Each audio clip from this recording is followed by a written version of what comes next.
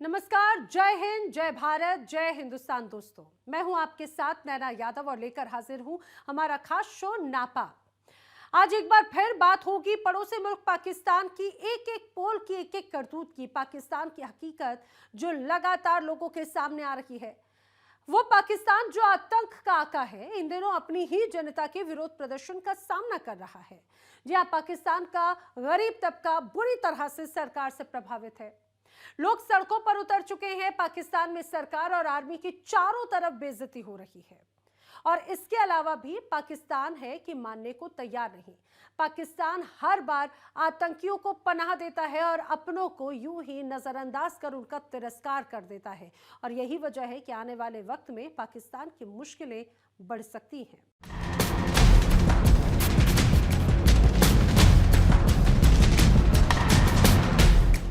आतंक के आका पाकिस्तान में चारों तरफ गरीबी और भुखमरी को लेकर हाहाकार मचा हुआ है। दूसरी तरफ पाकिस्तान की सरकार और उसकी आर्मी के खिलाफ लोगों ने मोर्चा खोल रखा है। अब दूसरे देशों के साथ साथ पाकिस्तान में भी आर्मी की किरकिरी हो रही है। जनता शहबाज सरकार से बुरी तरह परेशान हो चुकी है। कैसे हैं वहां के हालात और कैसे जनता कर रही है त्राहिमाम, देखिए रिपोर्ट।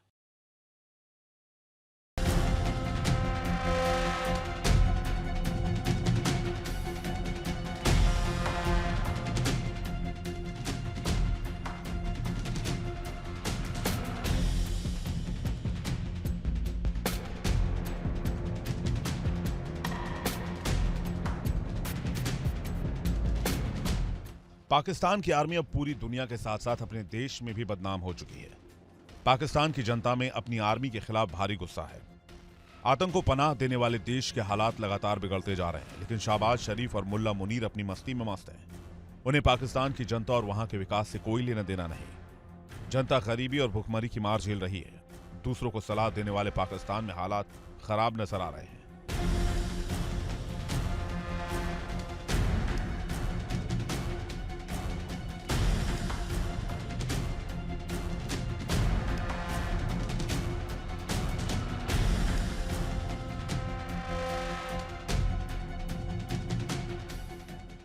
पाकिस्तान में इमरान खान के समर्थक शहबाज शरीफ के खिलाफ मोर्चा भी खोल रहे हैं।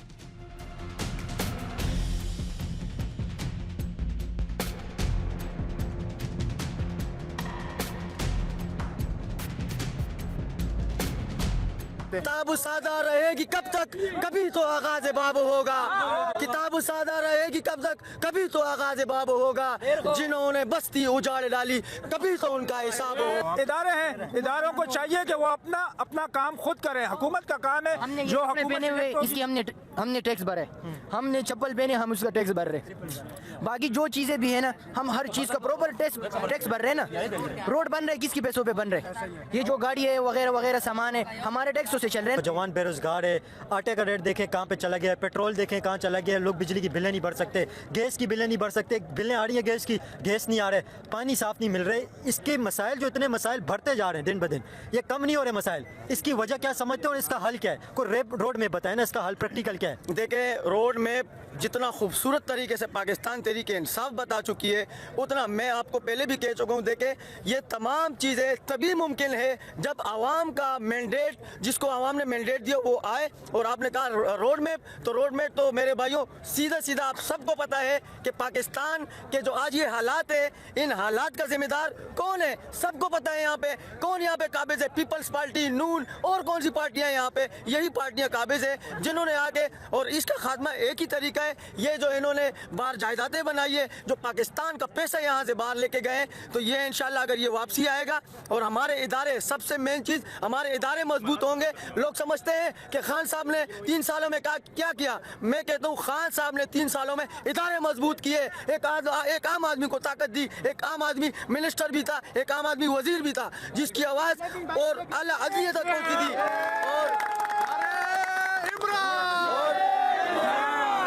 और जब तक यहाँ हमारे मुल्क में अदलिया, सबसे जो हमारा मेन दरवाज़ा होता है वो अदालत का होता है। जिस मुल्क की अदालत कैद हो तो उस मुल्क में फिर क्या ही इंसाफ होगा? जिस मुल्क की अदालत कैद हो, अगर हमारी अदलिया, आप क्या समझते हैं जस्टिस नहीं मिलते? नहीं मिलता। किसको जस्टिस मिलता है? यहाँ कमजोर आदमी को और दबाया जाता है। मेरे जो नज़रिए से मैं देखता हूं तो वो एक घड़ी चोर कहा गया इमरान खान को। आप मुझे ये बताएं कि पीटीआई ने घड़ी चोरी का इल्ज़ाम लगाए, लेकिन आप देखें पूरा पीआईए भेज दिया। इसमें किसका? पीआईए क्यों बेचा? पीआईए इसलिए भेजा, मईशत इनसे कंट्रोल नहीं हो रही। आपको पता है पीआईए कौन सी एयरलाइन थी?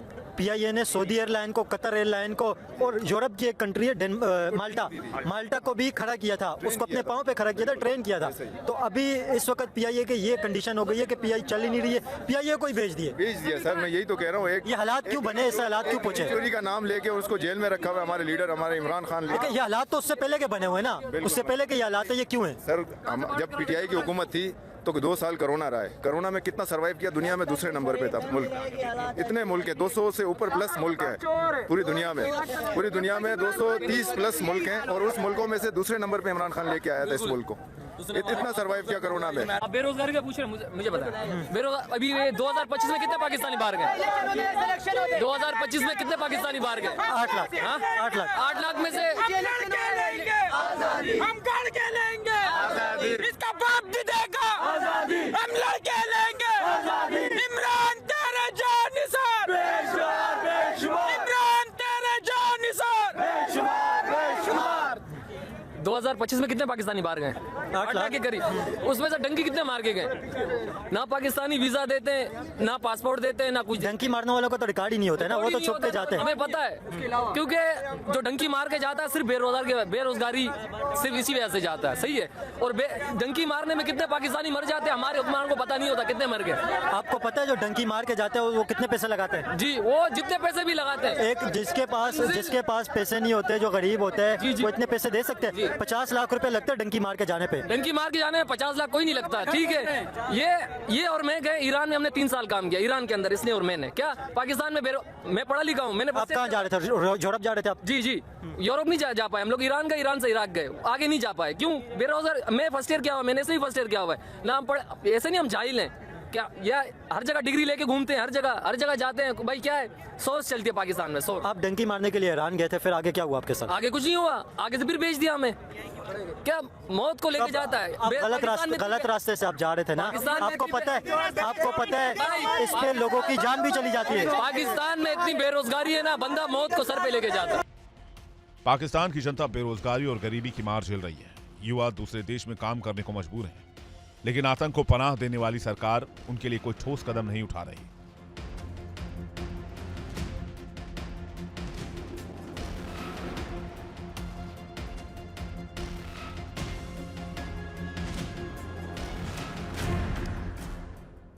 एक तरफ गरीबी और बेरोजगारी की मार, तो वहीं दूसरी तरफ इमरान खान के समर्थक प्रधानमंत्री शरीफ के खिलाफ धरने पर बैठे हुए हैं।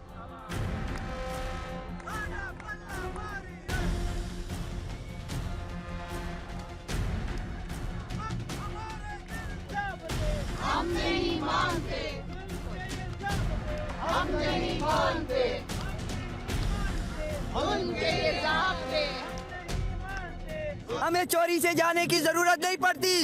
जब खान कुर्सी पे बैठा था तो दुबई और सऊदीया में शलवार और कमीज की इज्जत होती थी। हर बंदा कहता था कि खान आ रहा है, एक ब्रांड आ रहा है। मदीना के बाहर एक खजूर बेचने वाले ने कहा कि मैंने अपने खजूर का नाम खान रखा है। कसम खुदा की मैं सारा दिन बेचता था, मेरा खजूर खत्म नहीं होता था, लेकिन जब से मैंने खान रखा है मेरा खजूर आधे दिन में खत्म हो जाता है। आप क्या समझते हैं पाकिस्तान का वजीर आजम भीख मांगने जाते हैं बाहर? और नहीं तो ये क्या करने जा रहे हैं? उधर सलामी देने जा रहे हैं, खाना पीना खाने जा रहे हैं। हाँ, ये चंपी शंपी करने जा रहे हैं। ये लंडा बाजार का वजीर आजम। ये जो प्लेन क्यों मांगते हैं? ये प्लेन गिरने वाला, जब ये प्लेन में चढ़ा तो उस टाइम में प्लेन सही हो गया। उस टाइम आप क्या समझते हैं भीख मांगने के नौबत क्यों आई है? भीख क्यों मांगते बाहर जाके? तो काय को भीख मांगता? हमारे मुल्क में मादियात कम है। हमारे मुल्क में वो अल्लाह ताला ने नियामतें पैदा की कि हमारे को भीख मांगने का जरूरत नहीं है। हम यहीं से खा पी सकते। आपको पता है सऊदी अरब के अंदर कितने 24,000 अभी पाकिस्तानी भीख मांगने की वजह से डिपोर्ट हुए। वो डिपोर्ट यूएई में से हजारों पाकिस्तानी डिपोर्ट हुए भीख मांगने की वजह से। सबसे बड़ा भिखारी जो है ना, स्पेशल ज़कात लेता है, स्पेशल खैरात, बोलता हमारे अकाउंट में डाल दो। कौन है सबसे बड़ा भिखारी? कौन है? वजीर आजम, शहबाज शरीफ, नवाज शरीफ, पूरा टबर। ये नहीं पूरा टबर, पूरा टबर, पूरा टबर, एक नहीं। ये भीख मांगना कब बंद होगा? कब बंद होगा ये जब बंद होएगा हमारा इमरान खान, अहमद खान ये बाहर आएगा, जब बंद होएगा। आपकी एज क्या है? आपकी कितनी उम्र है आपकी? हमारा उम्र है 82 1944 का पैदाइश। 1944 पाकिस्तान बनने से भी पहले की आपकी पैदाइश है। अब बताएं पाकिस्तान जब से बने उससे वक्त तक किस टाइम पे पाकिस्तान के हालात ठीक थे? ज्यादा टाइम हालात ठीक रहे या ज्यादा टाइम हालात खराब रहे? अयूब खान जो था ना, अयूब खान सही था, जुल्फकार अली भुट्टो सही था अपने जगह पे, लेकिन उनके बाद हालात खराब। उनके बाद हमने जितने भी देखे ना, कब्र के कफन बेच के भी खा जावे, वो वजीर आजम देखे हमने। ये क्या बोलता है? खलनायक हूँ नहीं, खलनायक हूँ मैं। संजय दत्त वाला नकल करता हूँ, सीधा करो ना। पाकिस्तान का गरीब तबका शहबाज सरकार से पूरी तरह परेशान हो चुका है। पाकिस्तान की जनता का कहना है कि पीएम शहबाज शरीफ और आसिम मुनीर अमेरिका की गुलामी में व्यस्त है। उन्हें जनता और विकास से कोई लेना देना नहीं। जनता अब सरकार के खिलाफ सड़क पर उतर चुकी है।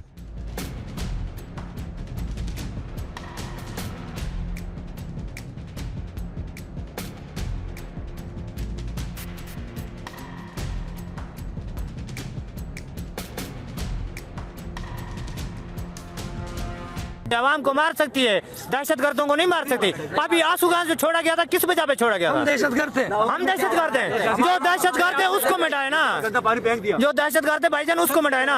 आवाम तो आई हुई है। दहशतगर्दों को तो मार रहे ना, रोज मार रहे हैं, जंग तो लगी हुई है दहशतगर्दों के खिलाफ। आंसू गैस ये दहशतगर्द थे यहाँ पे। यहाँ पे तो दहशतगर्द नहीं है, ये तो सियासी वर्कर है, लेकिन दहशतगर्दों की बात करो। मगर जो कैद में इमरान खान जो पाकिस्तान के हक में, उसको आजाद करे ना। देखिए ये चीज तो हर गवर्नमेंट अपनी अपोजिशन के साथ इसी तरह करती है। बिल्कुल करते हैं, ऐसे ही करती है ना हर गवर्नमेंट। 70 साल से यही हो रहा है। अब आप मुझे बताएं, सिर्फ पाकिस्तान में नहीं होता, ये दुनिया के हर कंट्री में होता इमरान है। खान के दौर के अलावा दुनिया की हर कंट्री में इसी तरह होता है। इमरान खान के अलावा कौन सी जमात ने 14 पार्टी चोरों को साइड पे किया? मुझे बताएं।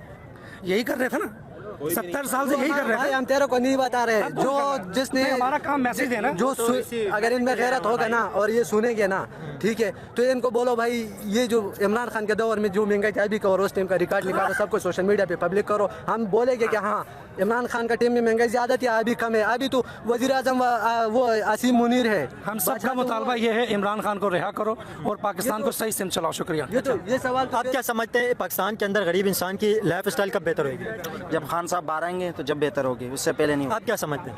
जब खान साहब बाहर आएंगे तभी सही होगा। इमरान खान के आने के बाद? इमरान खान के आने के बाद, क्योंकि वही एक लीडर है जो इस मुल्क को चला सकता है। एक इनकलाब, कौन सा इनकलाब? वो जो बांग्लादेश में इनकलाब आया था वो इनकलाब चाहिए, तुर्किया में जो इनकलाब आया था वो इनकलाब चाहिए। ये इनकलाब इसका दूसरा हल है। नेपाल में भी आया? नेपाल में भी आया था जी सर, नेपाल में भी आए, तुर्किया में भी आए। तो ये इनकलाब हल है। और या हम अगर इनकलाब के बाद भी कुछ नहीं हुआ तो फिर क्या होगा? इनकलाब के बाद अगर इनकलाब के बाद भी अगर नहीं हुआ तो क्या गारंटी है कि इनकलाब के बाद हालात बेहतर हो जाएंगे? गारंटी ये है कि गारंटी ये है, गारंटी आवाम को पता लग गया, पहचान लिया ना सब कुछ। इनकलाब लाजिमी आएगा। इनकलाब लाना ही इसलिए कि ताकि हमें आज़ादी मिल जाए। आज़ादी के लिए इनकलाब लाना है हमें, इस वजह से। अगर वही कह रहा हूँ ना, इनकलाब के बाद ही हालात बेहतर नहीं होंगे, फिर उसका क्या होगा? इनकलाब होता ही कामयाब, वो नाकामी नहीं होता। इनकलाब का नाम ही कामयाबी है। इनकलाब का नाम है कामयाबी। हाँ, लेकिन आप मीडिया वालों को देना चाहिए। रास्ता है, इनकलाब लास्ट रास्ता है। अभी इमरान खान आएगा, ये मुल्क भी ठीक होगा, सब कुछ ठीक हो जाएगा। अगर इस वक्त जो गवर्नमेंट चल रही है, अगर वो बेहतर लाइफ स्टाइल दे दे, आप एक्सेप्ट करेंगे? बिल्कुल करेंगे, बिल्कुल करूंगा। सबसे पहले मैं एक्सेप्ट करूंगा, अगर वो करे तो करके दिखाओ। कैसे करेंगे आप? वो तो कॉन्टेक्ट पे आई है। वो आप इसका गारंटी देंगे? एक मिनट, आप उसका गारंटी देंगे कि 5 साल गवर्नमेंट पूरा करके जाएगी? मुझे लिख के दे दो, मैं आपको लिख के देता हूँ 5 साल पूरा नहीं करके जाएगी। आपको कैसे पता चला? हाँ, आपको कैसे पता? तो जब ये 70 सालों से हमारे बाप दादों के साथ होते हुए आ रहे, तो हमारे साथ क्या होगा? तो क्या हमारे क्या वो बेटा के वो कर लेंगे? अब मैं आपको लिख के देता हूँ 5 साल पूरे नहीं करके जाएगी गवर्नमेंट। बताएं आप कब जाएगी गवर्नमेंट? कब जाएगी? बस जितना इनका कॉन्टेक्ट है, इनके आप बताएं कितना कॉन्टेक्ट? इनके अगर 3 साल का कॉन्टेक्ट है, 2.5 साल का, 3 साल का कॉन्टेक्ट है, ये अपना पूरा करके ये चले जाएंगे। शहबाज शरीफ जब वज़ीर आज़म नहीं बना था ना, ये हमारे गांव में आया था।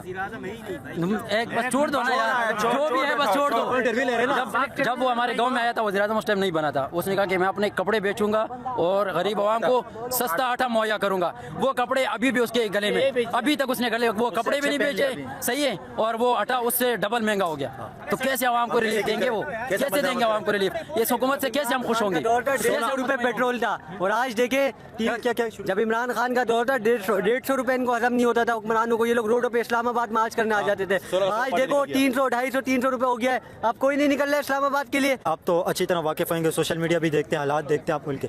क्या समझते हैं पाकिस्तान के अंदर स्टेबिलिटी कब आएगी और पाकिस्तान के अंदर एक कॉमन इंसान है ना, उसकी लिविंग स्टैंडर्ड किस तरह बेहतर होगी? कुछ रोड मेप बताना, एक चीज नहीं बताना, बस रोड मेप बताना पूरा कैसे बेहतर होगी।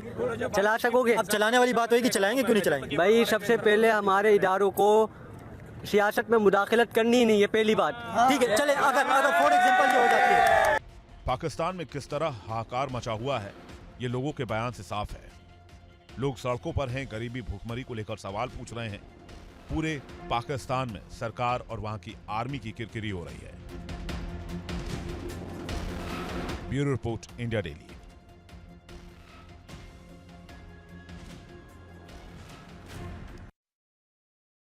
और नापाक में बात अब एक ऐसी कहानी की जो पाकिस्तान की एक और तस्वीर को दर्शाती है।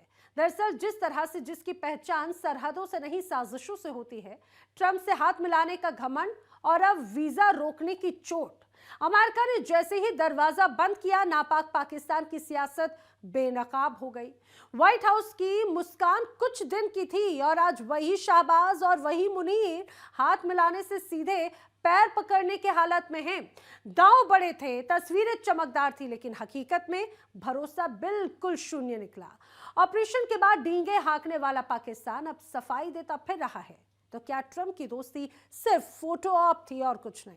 और क्या वीजा बैन ने नापाक नैरेटिव की कमर एक बार फिर से तोड़कर रख दी है? आज खुलासा अमेरिका के एक फैसले से पाकिस्तान की पूरी स्क्रिप्ट कैसे फेल हो गई।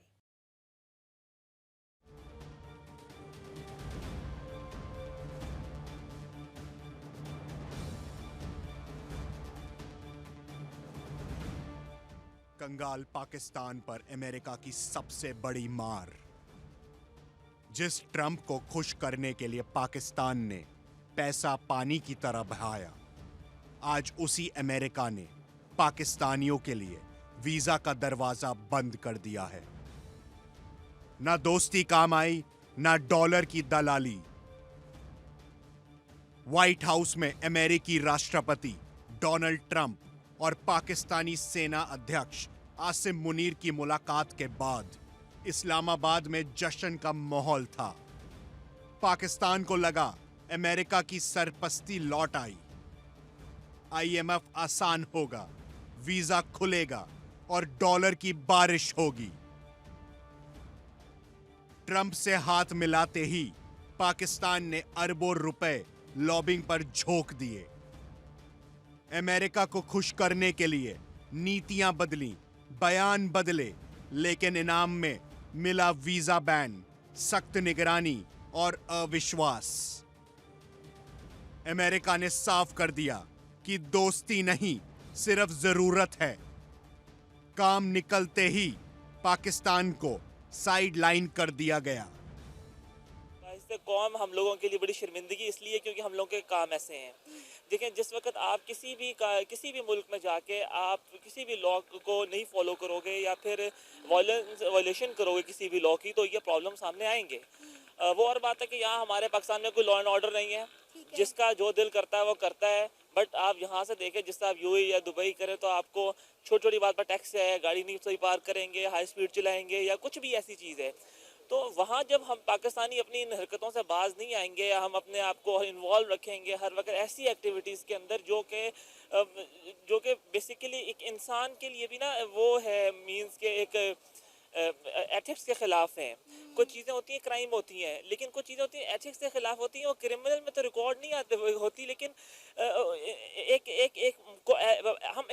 हम अपने मुल्क के ब्रांड एम्बेसडर होते हैं जिस वक्त हम किसी की फॉरेन कंट्री में जाते हैं।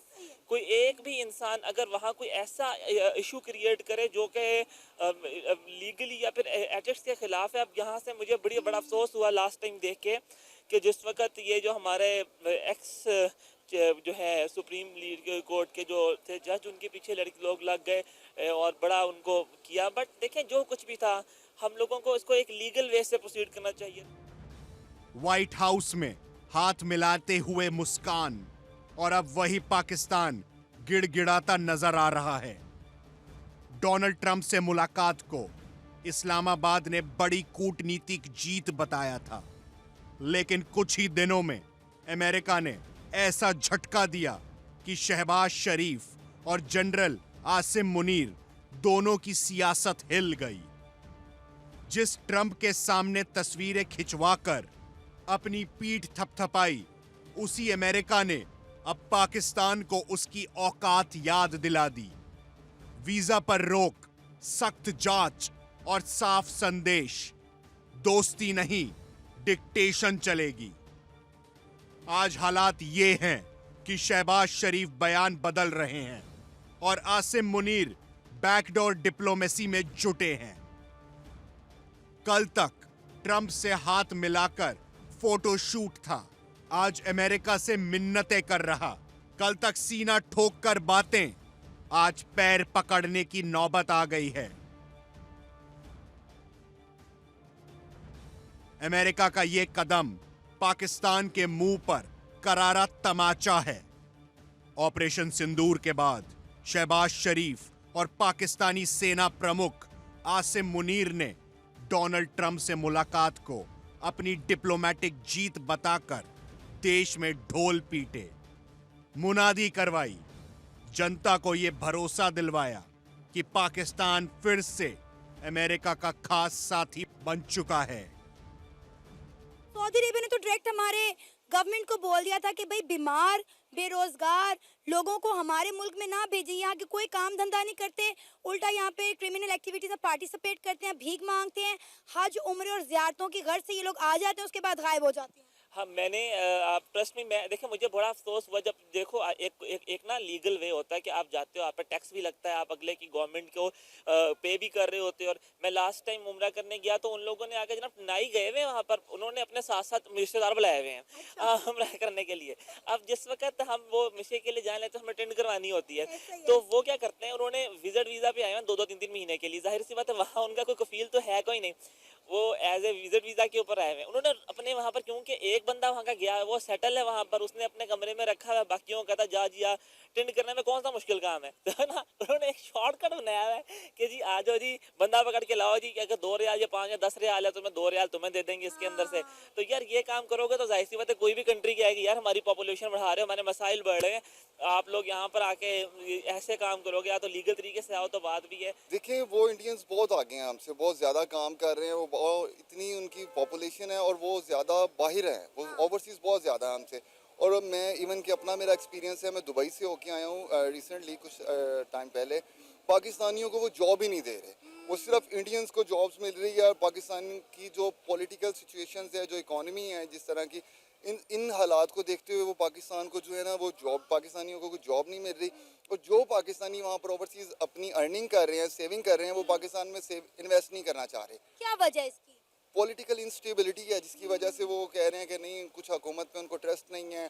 कुछ लोग कहते हैं कि इकॉनमी नहीं ठीक जा रही, इस वजह से वो पाकिस्तान में इन्वेस्ट नहीं कर रहे। वो कह रहे हैं अभी टाइम नहीं है, कुछ अरसे तक जो है ना इकॉनमी ठीक हो जाएगी इंशाल्लाह, जो हमारी होना शुरू हो गई है पिछले काफ़ी टाइम से बेहतर हो रही है, तो इंशाल्लाह in future they will invest in Pakistan. अच्छा, हम देख रहे हैं कि खलीजी ममालिक में इंडिया दिन ब दिन अपनी जगह बनाता जा रहा है और पाकिस्तानियों को जो लोग हैं वो वीज़ाज़ ही नहीं दे रहे। आपने जैसे कहा कि इंडियंस को लिया जा रहा है, लेकिन पाकिस्तानियों को नौकरियां नहीं दे रहे। हम दूर नहीं जाते, हम यूए की बात करते हैं जो पाकिस्तान से 2.5 घंटे की फ़्लाइट है, वहाँ पे आप देखें पाकिस्तानियों को वीज़ा नहीं मिल रहा। यूए कह रहे हैं कि ना हमें पाकिस्तानी चाहिए, ना हमें अफ़गानी चाहिए, हमें सिर्फ इंडियन चाहिए।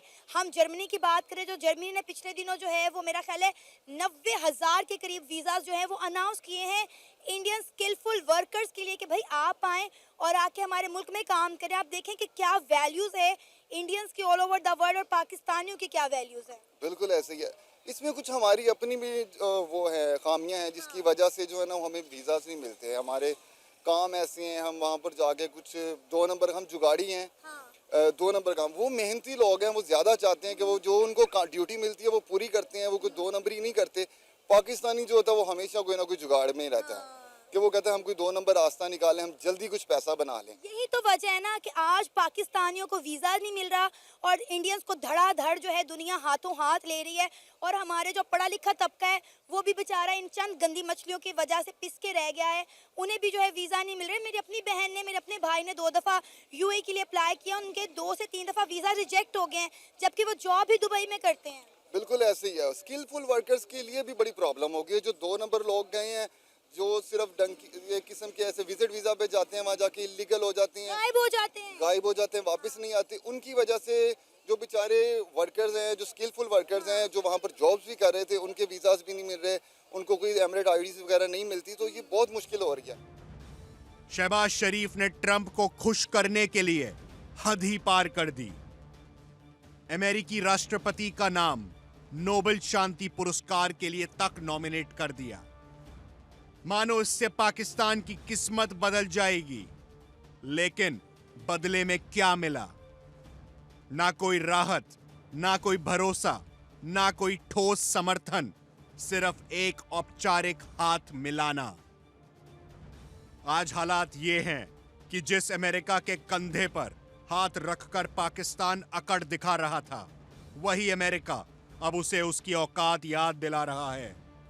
ये कदम सिर्फ एक फैसला नहीं, बल्कि पाकिस्तान की फर्जी विदेश नीति की पोल खोलने वाला सबूत है, जहां दिखावा ज्यादा है और असलियत बेहद कमजोर। यानी साफ है, हाथ मिलाने से दोस्ती नहीं होती और खोखले दावों से साख नहीं बनती। पाकिस्तानी को कहते हैं कि बाहर मुल्क में उनको रिस्पेक्ट नहीं दिया जाता। ठीक है, जो पाकिस्तानी जो यहाँ से जाते हैं ना, उनको मेरी तरफ से एडवाइस है कि वो जाके वहाँ पे मुल्क का नाम बदनाम ना करें। यहाँ से वो ग्रीन कार्ड लेके, पाकिस्तान कार्ड लेके वहाँ पे भीख मांगते हैं, गलत पैसे चोरी करते हैं, वहाँ से वापस आ जाते हैं, फिर वो उनको वहाँ पे जो है उनके वीज़े पे रेड स्टैम्प लग जाता है कि वो वहाँ पे दोबारा ना जाएँ। तो इस तरह का उनको भी वहाँ पे नहीं करना चाहिए कि पाकिस्तान को बदनाम करें।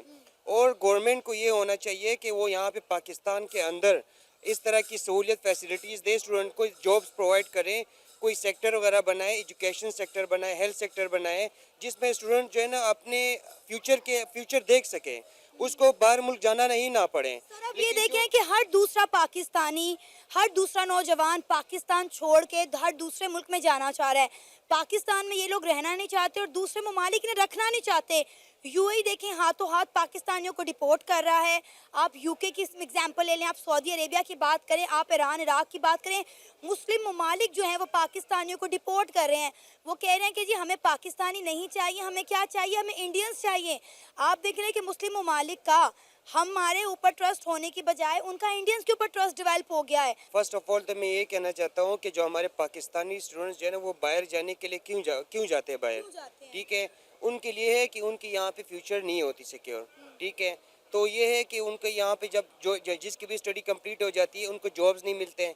अगर जॉब्स मिलते भी है तो आजकल पाकिस्तान की अपनी माली हालत इस तरह ख़राब है कि किसी बंदे की कोई भी स्टूडेंट हो, उसकी फैमिली हो ना, स्टूडेंट सारी ज़िंदगी पढ़ता रहता है, उसको जॉब इस तरह की नहीं मिलती कि वो अपनी फैमिली को सर्वाइव कर सके।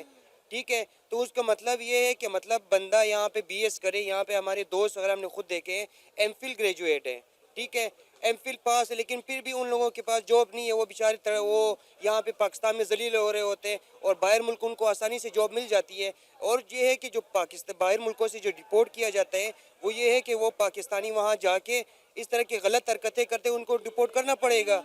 वो ग्रीन कार्ड को उनको क्यों बदनाम करते हैं? और पहले पाकिस्तान गवर्नमेंट को ये करना चाहिए यहाँ के जॉब अपॉर्चुनिटीज़ पैदा करें ताकि पाकिस्तानी जो नौजवान है उसको बाहर जाने की ज़रूरत ही ना पड़े। अब सवाल ये है, जिसे पाकिस्तान डिप्लोमेटिक जीत बताकर ढोल पीट रहा था, वो असल में क्या निकला?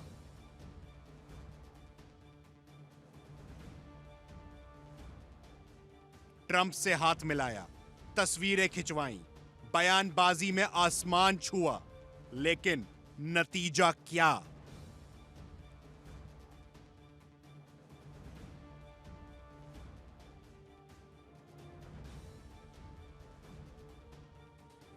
अमेरिका ने वीजा पर ब्रेक लगा दिया है और पाकिस्तान की डिप्लोमेटिक कामयाबी कागजों में ही दम तोड़ गई। तो फिर सवाल वही है, क्या यही है पाकिस्तान की डिप्लोमेटिक कामयाबी, या फिर एक और अंतर्राष्ट्रीय बेइज्जती की कहानी। Bureau report, India daily.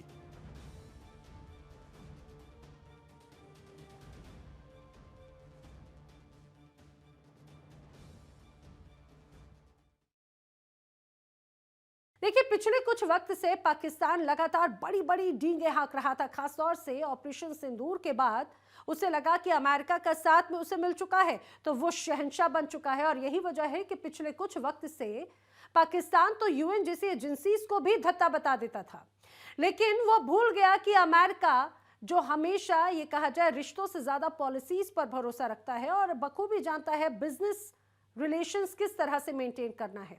उसे अपना फायदा नजर आया पाकिस्तान में, उसके साथ में पैरेलली उसने पाकिस्तान को उसकी हकीकत, उसकी हैसियत भी दिखा दी। उसकी आतंक परिस्थिति को ध्यान में रखते हुए वीजा पर पाबंदियां लगा दी गई और यही वजह है कि एक बार फिर से पाकिस्तान बेनकाब हो गया और बेनकाब कर दिया उसे खुद वहां की आवाम ने भी, जो बार बार कह रही है अरे अब तो बाज आ जाओ पाकिस्तान के हुक्मरानों। तो आज नापाक में फिलहाल इतना ही। देश दुनिया की तमाम खबरें इंडिया डेली पर आगे भी जारी हैं।